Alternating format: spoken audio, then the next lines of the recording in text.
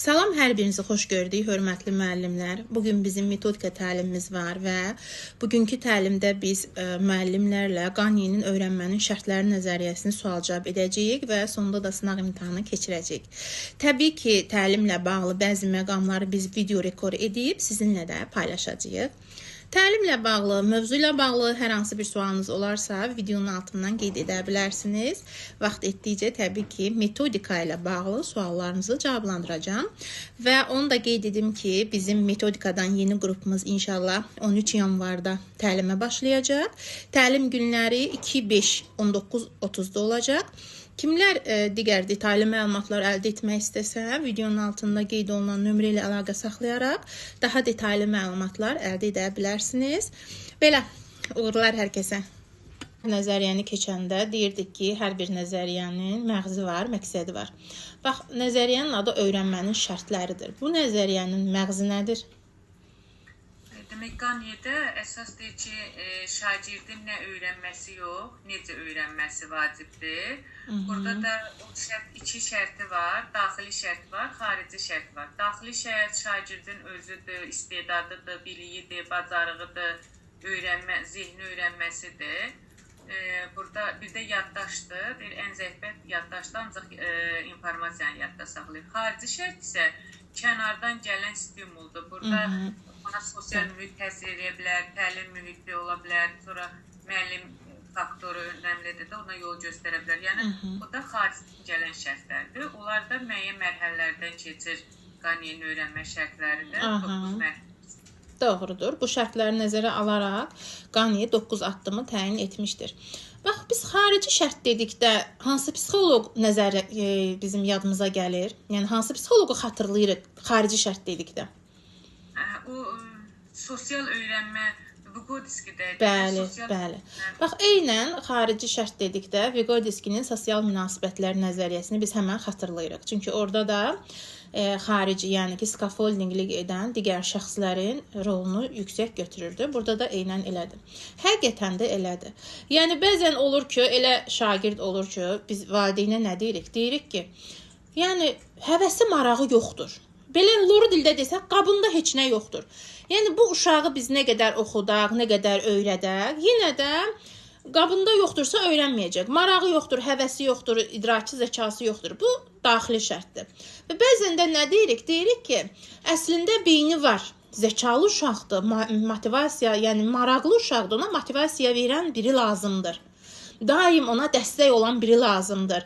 Daim ona kömək edən, onu nəzarətdə saxlayan birisi lazımdır. Həqiqətən də hər iki şərt də öyrənmədə özünü biruzə verir. Yaxşı, gəlin 9 addım haqqında danışaq. Bu addımları mən sizdən əzbər soruşmayacağam, yəni əzbər danışmağa ehtiyac yoxdur. Sadəcə hər addımın məqsədi nədir və bu addımı biz necə həyata keçirik, onlar haqqında danışacağıq. Misal üçün, bax, deyirik dərsin mövzusunu təqdim etmək. Dərsin mövzusunu təqdim etmək məqsəd nədir? Hansı yollardan istifadə edəcəyik? Nəyi nəzərə almalıyıq bu zaman? Burada əsas şagirdin öyrənmə tərzi nəzərə almaqdır. Eyni informasiyanı, amma bunu şagirdə müxtəlif yolla çatdırmaqda, müxtəlif formalarda çatdırmaq lazımdır ki, hər uşağın öyrənmə səviyyəsinə uyğun olsun. Bəli. Yəni, nəyi nəzərə almalıyıq bu zaman? Diferensial təlim idi də. Tamamilə doğru. Bərabər imkanları nəzərə almalıyıq, diferensial təlimi nəzərə almalıyıq. Yəni, hər bir şagirdə individual yanaşmalıyıq. Onların öyrənmə tərzlərini nəzərə almalıyıq, elə deyilmi? Misal üçün, biz sizə mövzunu göndərəndə həm PDF, həm video, həm audio formasında göndəririk. Yəni, bu, bərabər imkanların nəzərə alınmasıdır. Şagirdlərin diqqətini cəlb etmək nə deməkdir və burada, yəni, bu mərhələni hansı yollarla biz həyata keçirəcəyik? Bu motivasiyadır. Burada elə bil ki, dərsin şagird bu elə maraqlı qurulmalıdır ki, burada artıq şagirdin dərsə marağı, həvəsi artsın. Burada əsas idraç bacarığıdır da. Burada elə suallar qoymalıyıq ki, şagird düşünsün, düşündürücü olsun. Yəni, konkret cavab tələb edən suallar olmalı deyil. Müxtəlif formada olmalıdır, müxtəlif üsullarda olmalıdır, maraqlı olmalıdır. Ki, video çarxlar olmalıdır, şəkillər olmalıdır. Fərqli olmalıdır ki, şagird ona maraqlansın da, cəlb olunsun. Tamamilə doğru. Yəni, şagirdin diqqətini, marağını oyatmaq üçün Dərsin ilk mərhələlərindən biri nə idi? Motivasiya mərhələsi, ilk mərhələsi. Burada da ilk mərhələ olaraq şagirdin diqqətini cəlb etməkdir. Burada da müxtəlif yollarla həyata keçirə bilərik. Daha sonra bilik bacarığın tətbiqini təmin etmək nədir? Bizə nəyi xatırladır?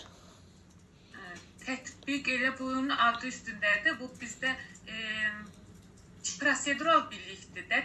Öyrəndiklərin sinifdə tətbiq edəcək. Nə öyrənibsə, bunları hansı yolla öyrənibsə, tutaq ki, rollu oyunlar ola bilər, praktik məşğələlər ola bilər, laboratoriya işləri ola bilər. Bu öyrəndiyin başlayacaq icra eləyəcək, onu tətbiq eləyəcək. Bəli, yəni bu dərs zamanı həyata keçirilən prosesdir. Elə deyilmi? Yəni dərs zamanı biz nə edirik? Prosedural bilik tətbiq etmə. Yəni mövzunu keçirik, sual cavab edirik, sonra uşaqlar nə edirlər? Keçirlər test işləməyə, tapşırıqları icra etməyə. Yaxşı, öyrənməni təmin etmək nədir və bu öyrənməni təmin etməyi nə ilə inteqrasiya edə bilərik? Nəyə bənzəyir? Öyrənməni təmin etmək, burada elə bir ki, əgər şagirdə nə qoymuşuqsa, tutaq ki, mövzu nədirsə, bunu nə tələb edirsə, onu biz şagirdi təmin etməliyik, resursları olmalıdır, tapşırıqları yerinə etmək üçün ona istiqamət verməlisən, sonra əvvəlki dərslərlə inteqrasiya eləməlisən. Burada bir yönləndirici istiqamət var da, burada səsdə demişdi ki, burada şagird anlayıb, elə ki, konseptual bilikdə anladıqlarında sonra bundan sonraki mərhələdə tətbiq edir. Bu mərhələyə başqa nə ad verə bilərik? Öyrənməni təmin eləmək. Burada şagirdlərin fəaliyyətin stimullaşdırması ola bilər. Ola bilər. Sonra nə ad verə bilərik bura? Burada öyrənmə fasilitator. Bəli. Aferin, tamamilə doğrudur. Scaffolding fasilitator. Yəni burada öyrənməni təmin edən şəxs kimdir? Müəllimdir. Və bu zaman müəllimin rolu nədən ibarət olur? Scaffoldinglik etməkdən. Yəni biz mövzunu keçdikdən sonra elə yollarla, yəni elə inteqrasiya etmir, real həyat nümunələr gətirərək, müxtəlif inteqrasiyalar edərək nə etməliyik? Mövzunu asanlaşdırmalıyıq. Elə deyilmi? Yəni mövzunu asanlaşdırmalıyıq ki, şagird onu anlasın, dərk etsin, konseptuallaşsın uşaq üçün o mövzu. Əla. Əlatı. Sizinlə biz keçmişik də bilik, taksonomiya, təfəkkür. İndi sizə belə bir, 3 bacı, belə bir sual verəcəm. Deməli, 12-ci əsrdə Azərbaycan tarixində, sizdə tarixdir də, Azərbaycan tarixində baş verən hadisələrdən hansı Azərbaycan tarixi üçün daha əhəmiyyətli idi? Deməli, burada olacaq, bilik olaraq konseptual olacaq. Deməli,